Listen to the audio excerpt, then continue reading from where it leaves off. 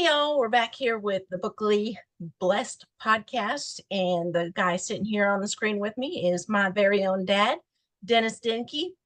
He is gonna help me get some information on old cars and what it was like being a young married man in the 70s, and just along the same lines as my mom's interview, just kind of helping me understand things that I have no knowledge of because I wasn't even a twinkle in my dad's eye yet when this book was written. So, um, Dad, thank you so much for making the time to be here. I know that you're a little bit worn out from an overseas mission trip, and I really, really appreciate you being here with me tonight. Thank you.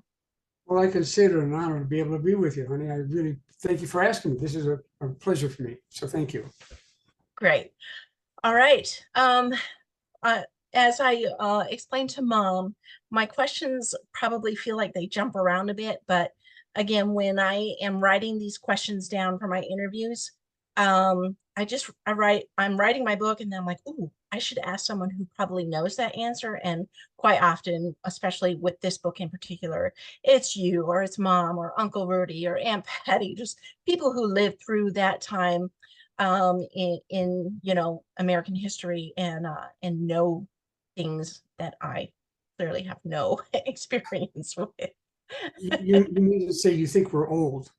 No, you were just a young person at the time this book is written. Right. Good. Okay. So in this book, the young man's name is Adam, and he kind of inherits a car from his dad who passed away when he was in high school.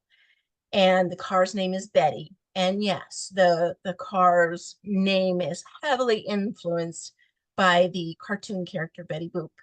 And she kind of has that kind of a personality, because I think that you're one of the guys who believes that cars have personalities, aren't you? Well, my Roadrunner did. Okay.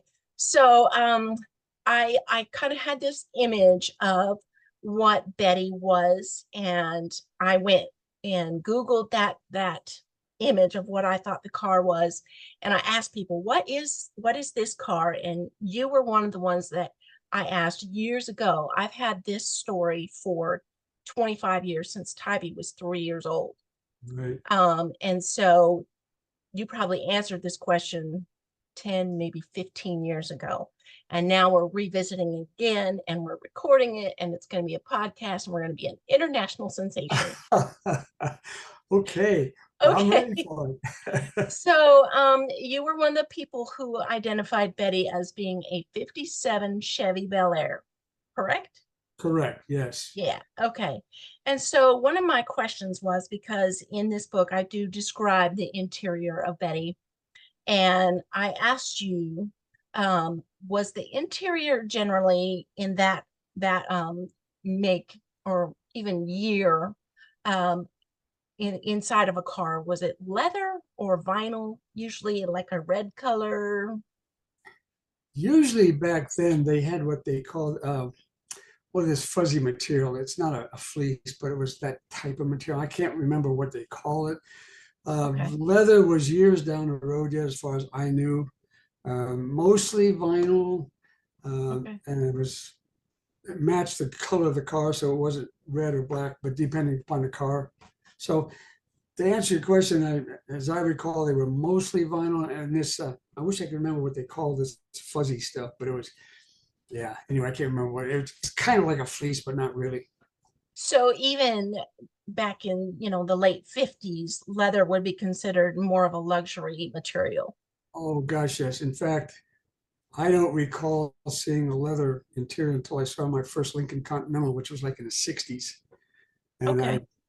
I don't recall anything old like that. Oh, in the 50s, in the shoebox area, especially. Okay. Okay, because, in 1970, this young man is driving the 1957 car that his dad always drove, and he has sentimental attachment to this vehicle, and he'll probably drive it into the ground. In fact, he does. You know, you know how it goes when you're attached to your car. Oh, yes. Yes, I do. Yes, yes.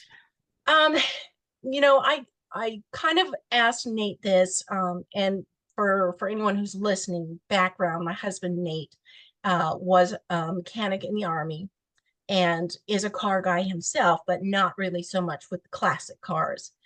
And he wasn't really totally sure. So I'm gonna bounce this off of you too, because this is in the story. What are the parts of the engine in Betty that would stop the car from starting properly? You know, I understand that the older cars were more simply made and better made Right. than the ones now. And so what would be that thing where, you know, Adam's trying to start her on a cold day and he knows the thing that is making her not start, other than Well, her having a bad attitude. well, mostly it would have been electrical, like a coil or a condenser or the points.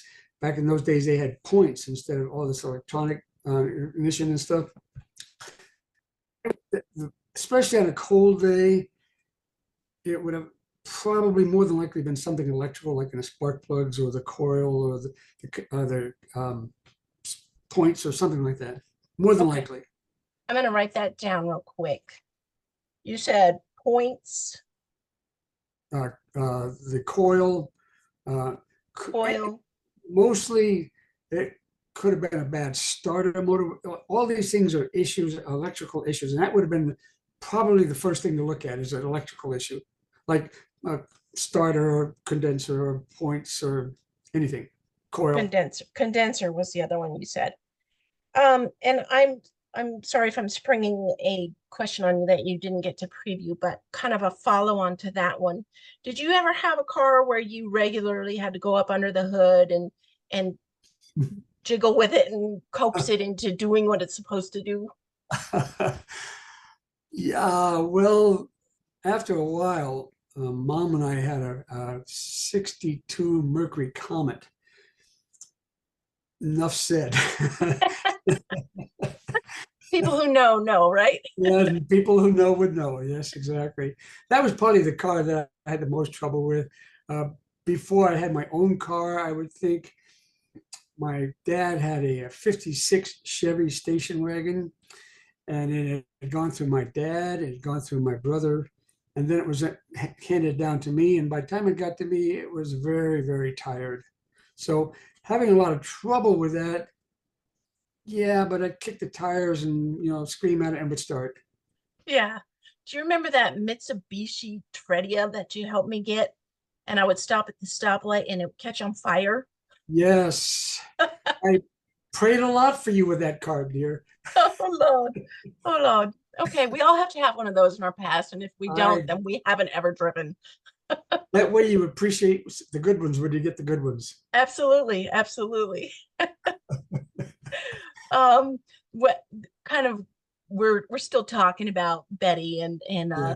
just kind of wondering, would that type of car be, obviously they were all manual transmission, right? Stick shift. No, actually, the 57 came out with a what they call the Power Glide, which was a 5-speed automatic, and it was such an innovation that everybody said, "Oh well." They had automatic transmission before that, but at about this time, people started realizing that the automatics were somewhat more reliable, and they weren't quite as much work. Okay. Would that be like an upgrade on the lot? You know, when Adam's dad went to go buy Betty, would he have upgraded to that? Probably not. The manual transmissions were put into the 50, what they call the shoebox era, was the 54, 55. I mean, the 55, 56, 57 Chevys. Uh, the manual transmission would have been a hot rod upgrade. Mostly, by this time, most people were using automatics. Oh, okay. I was just kind of assuming that it would have been a stick shift. No, no, I don't. No, in fact, it's hard to find what they call the shoebox. Like I said, the 55, 56, 57s. What does that mean, shoebox? Well, they're kind of square. They Oh, have a okay. square a look to them. You look at the front end, it looks kind of square, and the tail end looks a lot like the front end. So Okay. call them shoebox. There's only there's a Tri 5, the Okay. 55, 56, 57, and they're all on that same frame. Okay. That's something I had never heard before. That's cool. And then also the rear view mirror, I looked that up online and it said that most of the rear view mirrors of that time were mounted on the dash. Do you think that one would be mounted on the dash? Boy, you got me on that one, JD. You know, I don't recall seeing anything but maybe a couple of DeSotos in that area, 56, 57 DeSotos with the on a dash. Um, I They were all can't, up on the windshield by then? yeah, you know, even my 56 Ford was up on the windshield. Okay, So, boy, I'm sorry, honey, I can't that's remember okay. exactly, but I think most of them were on a windshield, but that's just my thought. Okay, yeah. And you've mentioned a couple of times that you've had a 56, you said a 56 Ford. Well, that was a gift that your grandfather bought me. It was a black and red uh, two-door hardtop. It was called the Crown Victoria. And I saw it on a parking lot and I started drooling and I begged and I pleaded and I finally convinced Dad that it would be a good car for me. Uh-huh. He was sorry the day he bought it, but it was but that wasn't my car. That was actually the family car, or Dad bought it for me, but it was a family car. But yeah, I had a 56 Ford, but that's another story. And then you had the 62, um, if you know, you know car. No, actually, there's a bunch of cars in between that. Like I said, I had a 68 Plymouth Satellite. Mhm. And the only reason I had that is because it had the two-door hardtop. The next year I traded it in for my 69 Roadrunner. That went, Yeah. oh, don't ask your mother about that one. She still doesn't like it. I had it made especially just for me. It was it had no air conditioning, no power, anything. It had a synchronized shift, a hertz synchronized shift, and it was built for speed, and that's all it was built for, and it did all of that. And there was, oh gosh, your mother thought your mother was 8 months pregnant, and she was trying to shift that thing with the steering wheel as far away as she could get it, but had to get it closer so she couldn't get the clutch. And then, oh, 67 Fairlane, a bunch of cars. Yeah, yeah. Yeah. Well, I only asked that for reference because I was going to ask you how, if you knew how the Chevy Bel Air rode, if it was a smooth ride or if it kind of felt like a tank or. Well, it was built for the family, so Mhm. it was built to ride as comfortably as they could back then. Uh, there was a roomy interior. The engine compartment was roomy, and it was built just basically for a family car. And Mhm. so uh, I don't believe the closest I got to the Tri 5 was a 55 Chevy, Mhm. and that was a young man's car, and that was a very nice car. It was just for fun. Yes, that was just, and we did have a lot of fun in that car. Sometimes too much, but I won't go into that. Well, you just answered the next question. I said I was going to ask you if you did if you ever had one or similar, and you just said that you got close in that Yeah, 55. yeah, that 55 was as close as I ever got to ride in a 57. Even to this day, I've never ridden in one. Okay. Well, I remember going to some car shows with you when I was younger. Even a couple of times as a teenager, I went with you to some of the car shows, and we always looked inside of them, and then you had that truck, Meg, that you should have put in the shows yourself. She was so Oh, pretty, yeah. Oh, my and goodness. Yes. Yeah. she just she needed to be in the shows. Yeah, I agree with you. But at that time, we were just struggling just to survive. Yeah, and four teenagers all at once can really be exhausting. Well, not so much, but I couldn't get all four of you in the cab of the truck. And that, Right, exactly.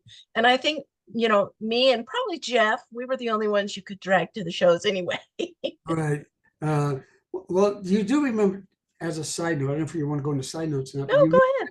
remember that trip we took in Meg from London back to Vancouver? And I was afraid we were going to get stopped because we had too many people in the cab. And Was the whole family in yeah, and you and Jeff had to sit on the floor. Remember that? there? Yeah. Oh yeah. I That was also a remember the whole family being crammed into that VW bug. oh, don't even go there. that, that was a tragic time. It was. That was rough. Really. Um, Speaking of traveling in these older vehicles, what was the top speed, and top speed being like comfortable traveling speed, especially if you're in the family car? You could easily attain highway speeds, and back then it was mostly 55. Very Oh, rarely did you go any higher than that.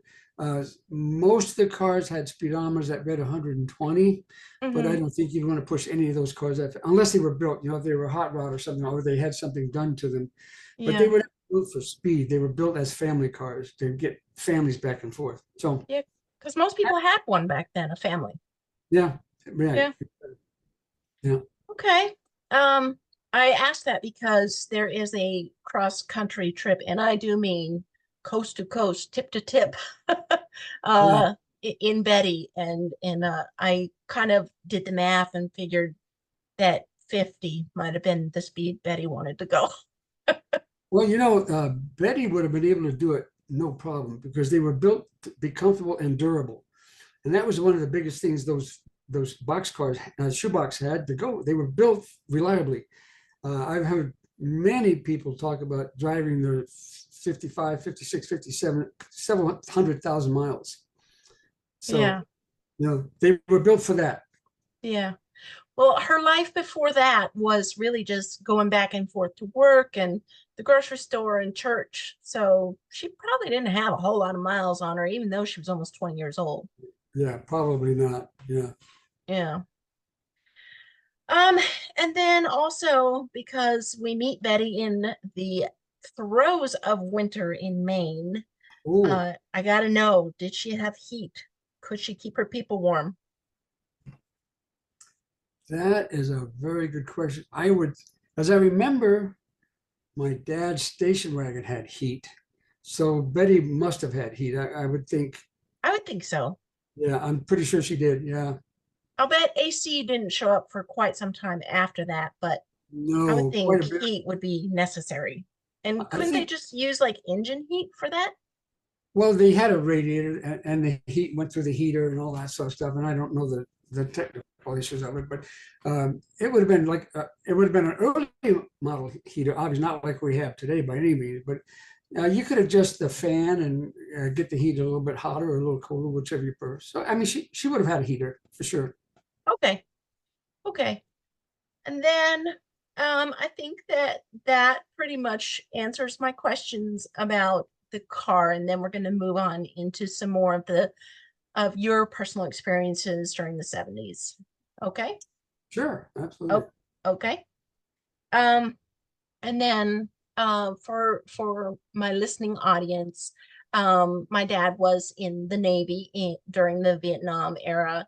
It was just kind of our family's thing that we did. There's a long line of military personnel in our family.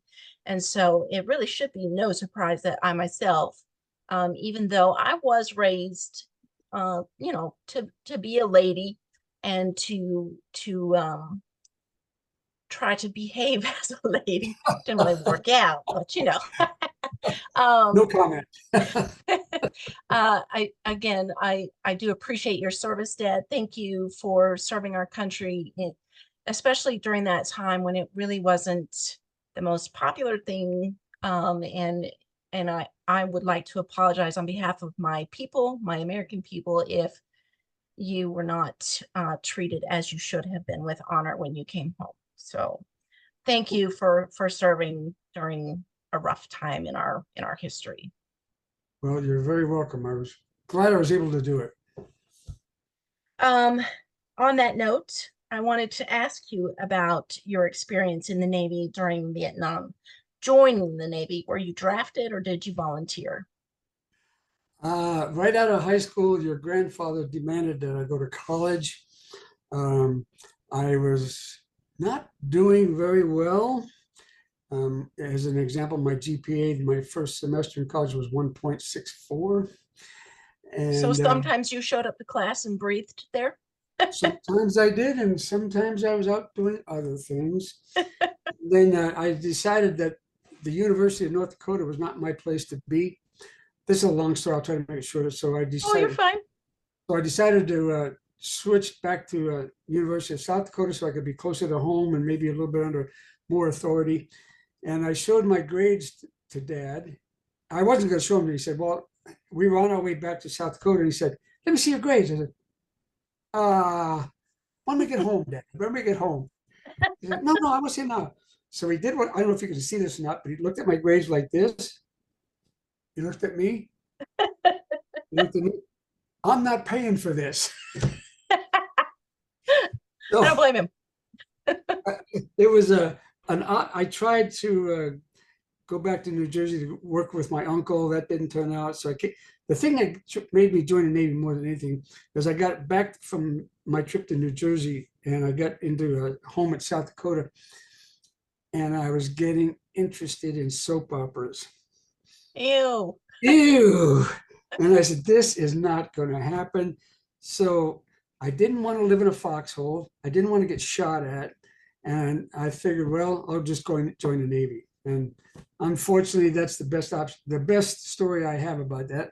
It's always been a little bit of a stickling point for me because your Uncle Rudy was in Vietnam, getting shot at, getting blown up, Living in a foxhole. Yeah. living in a foxhole, eating out of a can. And one of the things that really disturbed me as much as anything, he was in Vietnam during the Tet Offensive.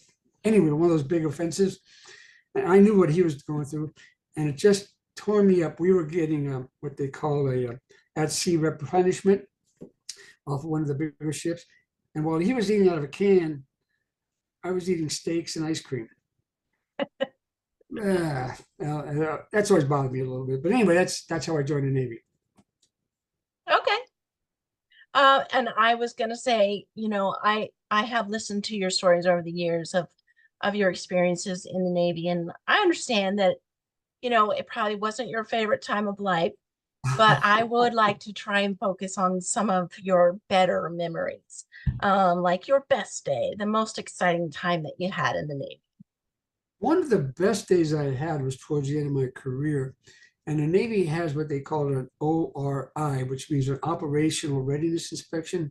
And they Mhm. have all these inspectors on board the ship, and they do things like they'll come along, somebody's walking down the passage and they go, bang, you just been shot, and you go, oh, or all kinds of scenarios, all kinds of simulations. Well, I was a radarman, Mm. and I was at E5 at the time, and Chief had my good friend Chief Hill. Anyway, let's not go there.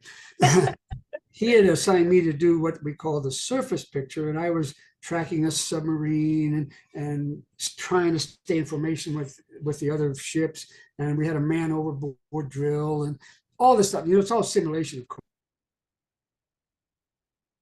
course. But the chief was running the air picture, and we had dive bombers, and they were strafing us, and we were getting bombed and all this sort of stuff.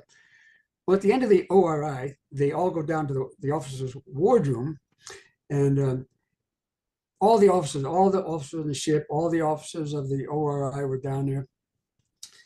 And about a half hour into their meeting, they sent up one of the orderlies from the wardroom. They said, Chief Raderman Hill and Second Class Denke, they want you down the wardroom. I said, I give didn't me do it. a break. I did the best I knew how to do. Come on, guys, leave me alone. I got so much in this outfit. Come on. Oh, anyway, we went down there, and it was one of those situations. There was so much brass in there, you need sunglasses. It was, it's blinding you.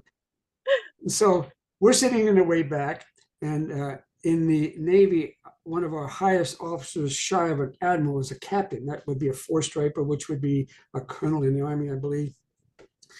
And he's up there, giving all the spiel. And at one of the very last things he said, gentlemen, I believe that if it would not have been for Radarman Chief Hill and Radarman Second Class, you would not have passed this ORI. And I go, oh, I was not expecting that. I was expecting anything but that. So anyway, as I mentioned earlier, the chief was my very best friend. We had fond relations with each other. It was just a wonderful time being under him. Anyway, on the way back up their combat, which is the radar room up in the top of the ship, we're going up the ladder. And when I don't know what to say, I usually say something dumb. So I said, hey, Chief, just guess what? With that and a quarter, we could have gone downtown and bought a beer. Oh, oh, smoke starts pouring out of his collar. His ears turned, his hair standing straight up on end. If that's the highlight of my naval career, it's a pretty sad career. Well, hey, at least, it was a relatively decent day. Yeah, it really was. It really was. It was kind of a backstory just to show how much my chief and I appreciate each other. When you're E4 and below in the Navy, at that time you had to have what you call a Liberty card. And somehow the chief always found a way to have mine in his possession, and I didn't have it in my possession. So anyway, when I turned E5, you don't need to have a Liberty card anymore. I was going to have it bronzed and give it to him. Oh, well. Really. Okay. Okay, moving right along. Yes. So like you said, let's go on. Yeah, quickly. I have this question, and I really do want to know the honest answer, even if you might be a little nervous, especially talking to me, your most headstrong daughter. I do want to know, what was the general feeling attitude toward women amongst your peers in the 70s? Guys, how did guys still view women? I understand that we have just come through the civil rights era where the feminist movement started picking up steam, and I feel like guys hadn't really bought into that yet. No, as a matter of fact, all of the women feminists were considered just less than decent human beings. Mm-hmm. We all considered them to be just outlandish. What are you trying to do, people? Radicals would be a polite term that we call them. Mm-hmm. As far as the general attitude towards women, we were changing.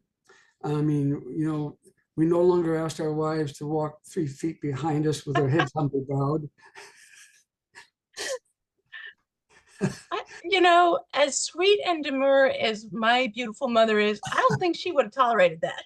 No, your mother would not have gone there even for giggles. No, no way. And at the time, I had just become a new Christian, and I was really trying to incorporate what God was telling me about love and what it meant. It took me many years afterward to really incorporate it into the marriage. But so my attitude was not so much,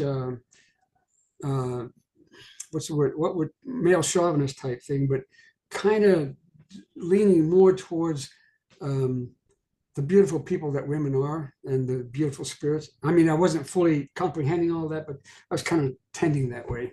Mm-hmm. Did you still hold that traditional view, though, where women should get married, have babies, keep house? Your mother made that so simple. That's her whole desire. She wanted to be a mother, and she was one of the best mothers anybody could ever ask for. Absolutely. She was in her element. She loved being at home. She loved being with your kids. So I never really faced that. But when Mom finally decided to go to work, which was, gosh, I don't remember I think when we moved back to like in Utah. Well, no, she worked in London too. In Vancouver. that was hard for me because I was used to mom being home and she loved being home. And at that time, again, we were struggling and I felt like I wasn't providing well enough.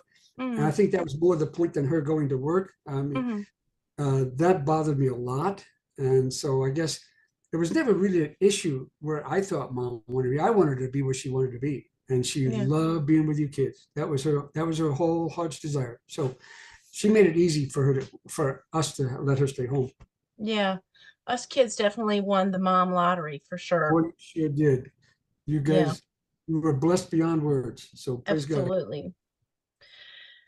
Well, that kind of leads us into the next question. You know, I asked mom a very, very similar question. Was there much getting in touch with your feelings in the 70s for men or anyone? I feel like the answer is no for men. I think you're absolutely right on that, honey, because the only feelings I had was me, selfish. This is me, you know. Anything outside of that was not really even considered very much. I think your mothers called me selfish, arrogant, and insolent at the time. And pretty much spot on, you know. Yeah. I mean, she's kind of a smart lady.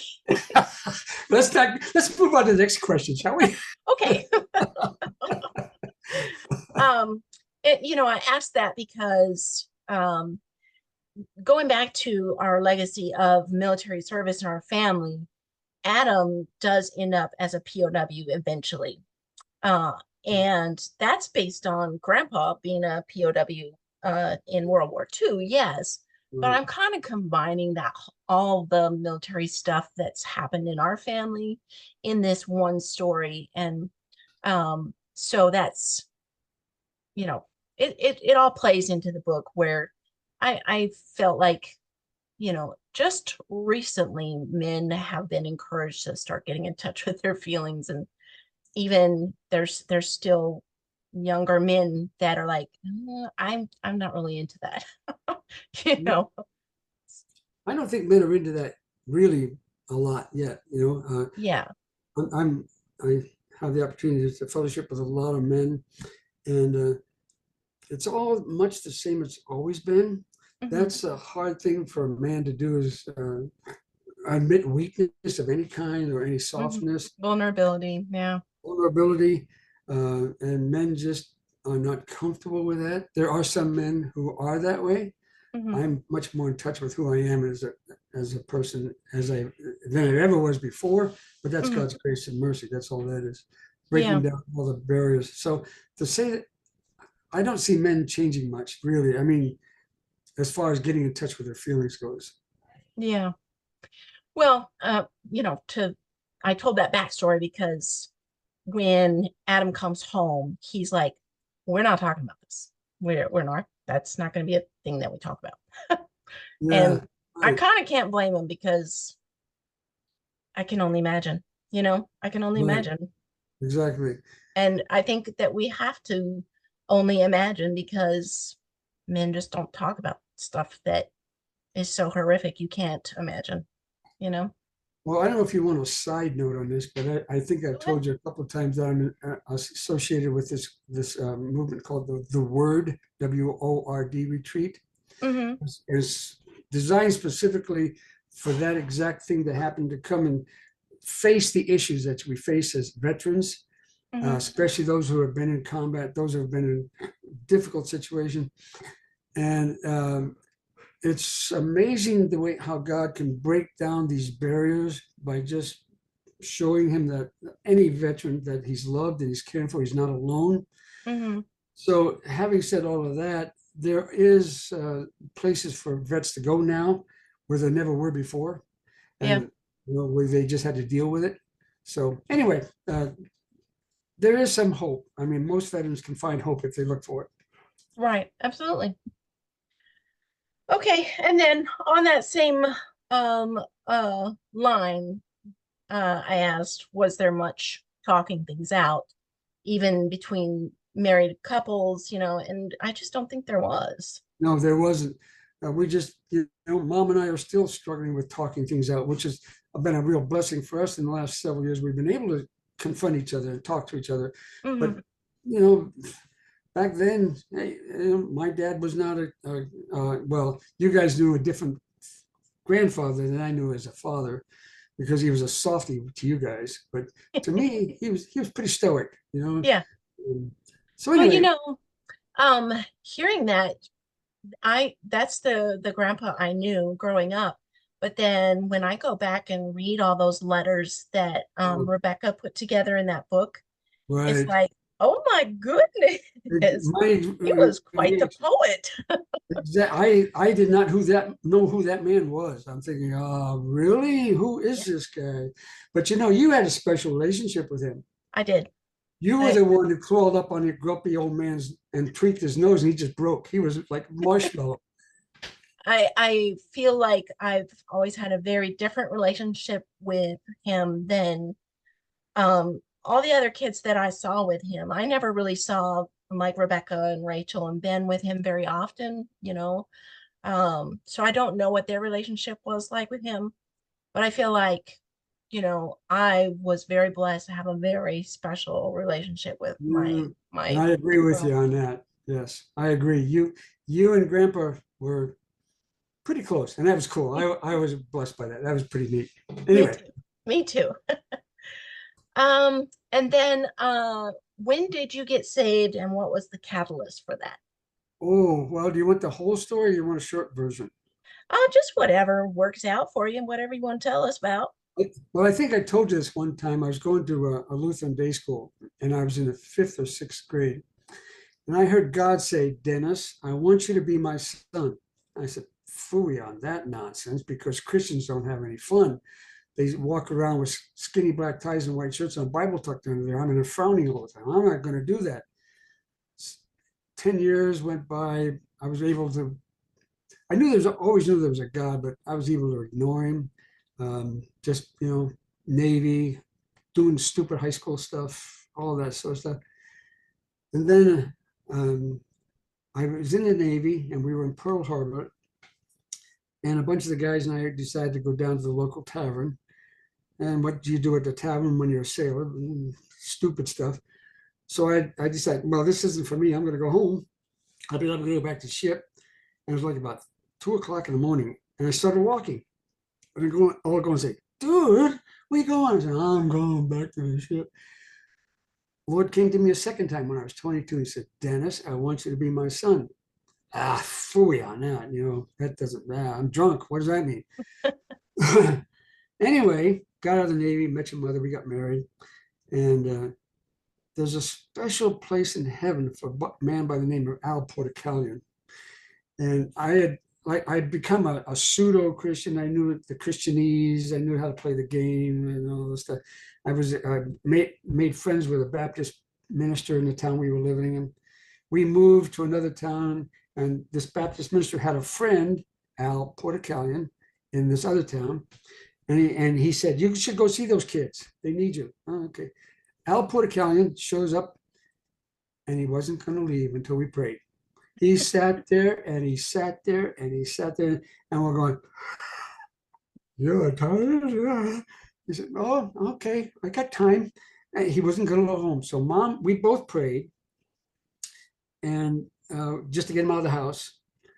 And then the next day, Mom knew something different had happened to her heart. She had really accepted Christ as her Savior. And I'm going along, yeah, okay, yeah, sure, whatever. All of a sudden, their mother starts being a godly, sweet, kind, loving woman. And here's this obnoxious, arrogant, insolent knucklehead. She's driving me absolutely crazy because now everything's my fault and she's not doing anything wrong. And I'm thinking, this is not. Long story short, I stopped one day and said, Father, I give up. If you still want me, I want to be yours. And here's the craziest thing. I'll never forget this. I said, I will become your son only if you let me give 100%. Duh. He's like, well, that seems smart. I said, I could just see him say, and your point is? But anyway, that's how I became a Christian. And that was like 53 years ago, I guess. That's awesome. Yeah. So you were shortly thereafter after mom. Yeah, about 2 or 3 months after mom accepted Christ.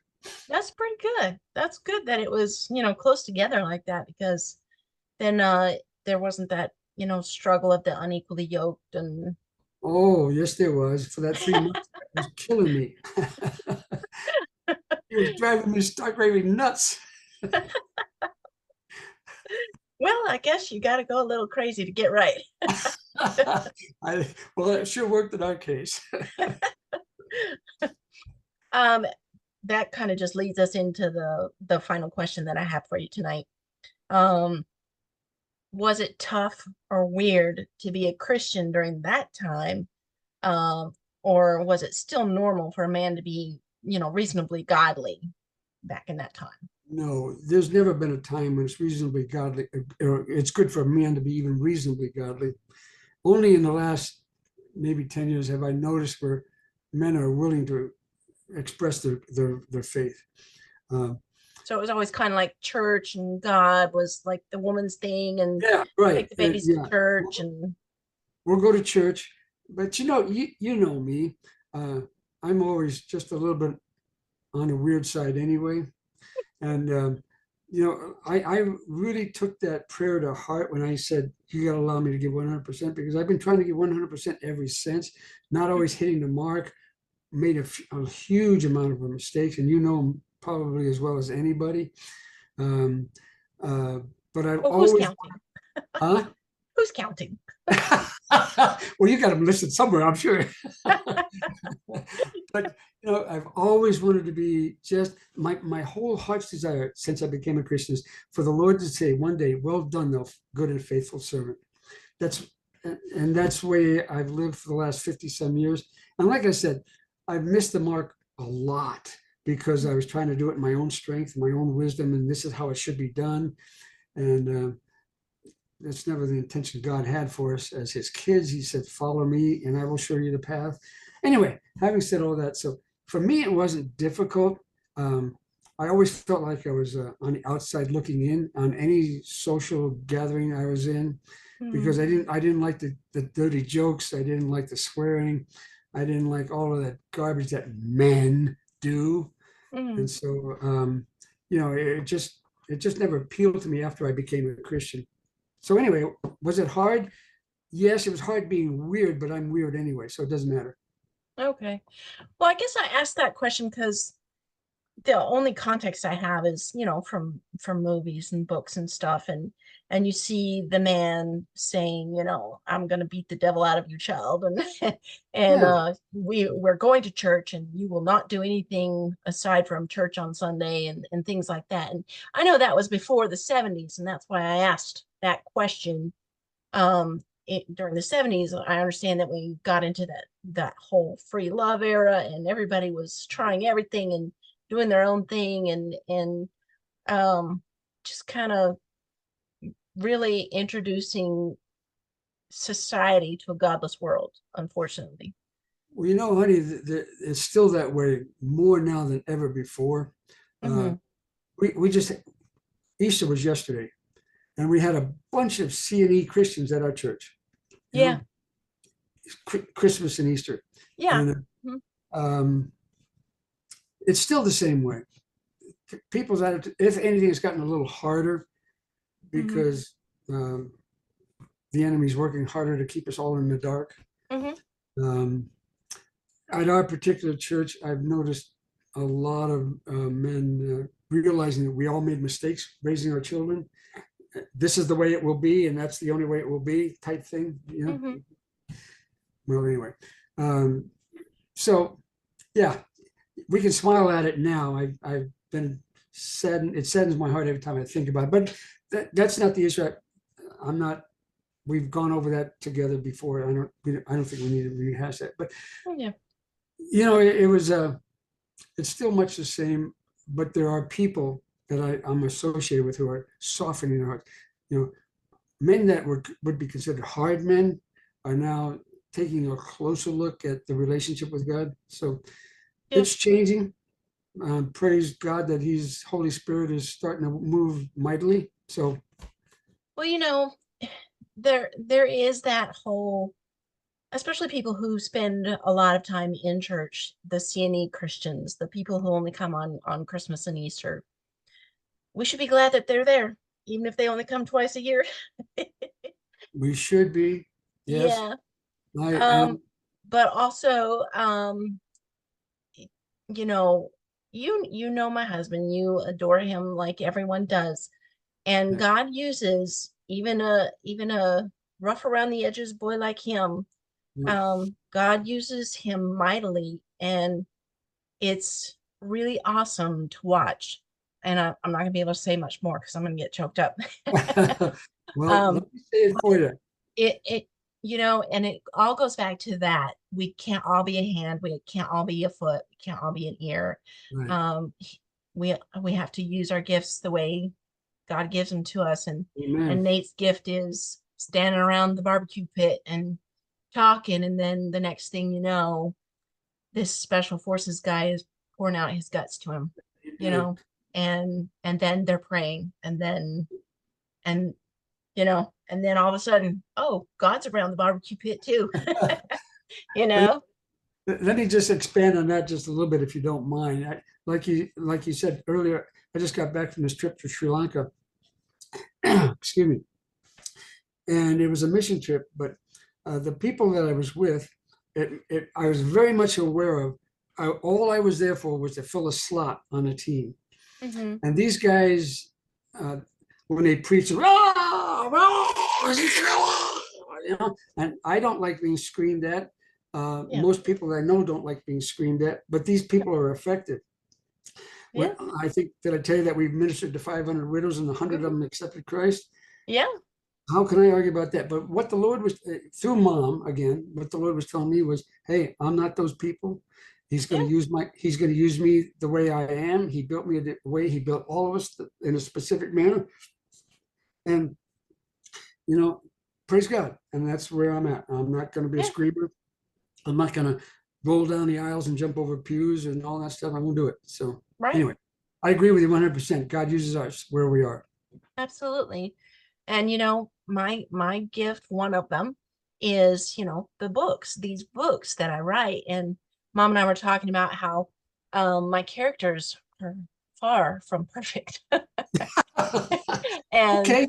and I said, you know why they're far from perfect? Because they are written by a very imperfect person. No, that's well said, honey. And I get that feedback a lot from my readers too. They say to me, what makes your books so great? They're well written, but also your characters are relatable. They're real. Yeah. They Real make people. mistakes, like big mistakes that they Yeah. really need to ask forgiveness for. And I'm like, yeah, I've done that a lot in my life. Yeah, So, indeed. you know, here we are. Been there, done that. Got a dozen t-shirts. And then, my other gift is inviting people over to stand around the barbecue pit with Nate. Yeah. Hey, Nate, sick 'em, Nate, sick 'em. Well, So, yeah, that's, I that's who we just, are, honey. That's the way God made us. And yeah, you're absolutely right. We all each have our own individual unique gifts. So praise God for you using yours. And I want you to know I'm so proud of you for being the woman that you are and being happy at what you're doing. And I'm just blessed to watch you glow and grow. thank you so much. On a side note, before I even stop recording, I'm going to share the news with you. We are permanently at Hearst Haven. God worked it out. You're there forever? I mean, Yep, we are. Yep, oh, praise God, honey. That's yep, wonderful. Did he yep. retire? No, not yet. His company's gonna let him telework from here for the foreseeable future. So that's, Oh, praise God. That is an answer to prayer. Thank you, yeah, Lord. he is Oh, so happy and peaceful. oh, I'm happy for you. And I have to admit, just maybe a little bit envious, but I won't go there. There's Well, plenty of room. There's plenty of room to build another pad. well, we took every cent there was for that for the first one. So I'll build it on the other end of the pond. On No, that note, too, you and Mom are invited to my launch party that will be happening November 2nd here at Hearst Haven launch party. What is the launch party? for my next books that I'll be releasing. This book will Oh, be one of them. Yeah. so be sure you let us know about that because I think I told you that I got a travel voucher for Mhm. this trip to Cuba. We can use that, I'm sure. So either that, we have plenty of air miles. So let Okay. us know. Yeah. And that's November what? Second. Okay. Well, we'll certainly put it on our count. I'll see if I can pencil you into my social calendar. I appreciate that. Thank you so much. Well, Dad, that's all I have. And again, I very much appreciate you taking the time to answer my odd questions. But when the book comes out, we'll all see how they all tie together. Well, And I appreciate you just honestly answering my questions, even if some of them were uncomfortable. Thank you. well, none of them were uncomfortable, honey, because I'm honored and pleased to be able to do this with you. And besides, I get to see you, which is very Yeah, cool. yeah, This Zoom thing is great. yeah. This whole new era we just entered. Exactly. All right, honey. Well, thank you so much. It's been a real pleasure. Thank you. Okay. I love you, Dad. Thanks. I love you, sweetheart. Take care. Bye bye. All right. Bye.